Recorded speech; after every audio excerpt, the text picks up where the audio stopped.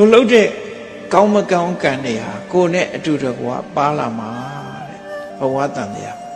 ရှောင်ပြေးလို့မရဘူးကိုလှုပ်ခဲ့တဲ့အလုပ်ဟာကိုယ်နဲ့အတူပဲရှိနေတယ်အမြဲတမ်းကိုယ်နဲ့အတူတကွာရှိနေသည့်အတွက်ကြောင့်လူတွေဟာတယောက်နဲ့တယောက်မတူညီတဲ့သဘောတွေအသက်တိုတဲ့လူဟာတိုးအသက်ရှည်တဲ့လူဟာရှည်ရုပ်ချောတဲ့လူဟာချောရုပ်ဆင်းရဲတဲ့ကျုပ်ဆိုးတဲ့လူဟာဆိုး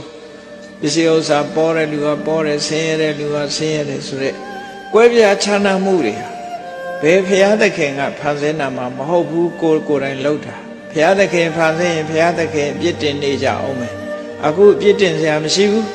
ဘယ်သူမပြုတ်မိမိမှုကံကြမ္မာနဲ့တန်တရားဆက်ဆက်နေတယ်ဆို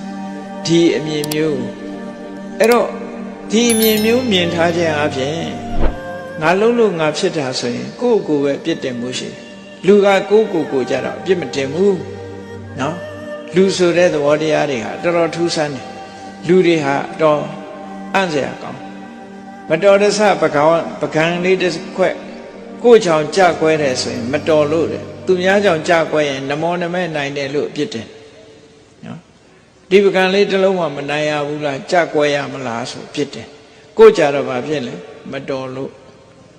ကိုယ့်ကြတော့ခွင့်လွတ်ပြီးသားဖြစ်နေတယ်မတော်လို့ဆိုရပုံမှန်နဲ့ခွင့်လွတ်လိုက်တယ်ဟိုဟာကြတော့နမောနမဲနိုင်တယ်ဆိုပြီးစွဲချက်တင်တယ်အဲ့ဒီလိုလူရဲ့တဘာဝအဲ့တိုင်းပဲဒါကြောင့်မလို့လူတွေဟာကိုလှုပ်သမျှကိုပဲခံရတယ်ဘယ်သူမှပြစ်တင်ကြမရှိဘူးအဲ့ဒါကြောင့်မို့ဘာလုံးရမလဲလို့ဆိုလို့ရှိရင်ကောင်းတဲ့အလုပ်နဲ့မကောင်းတဲ့အလုပ်ကွဲပြားခြားနားဆိုတာသိရမယ်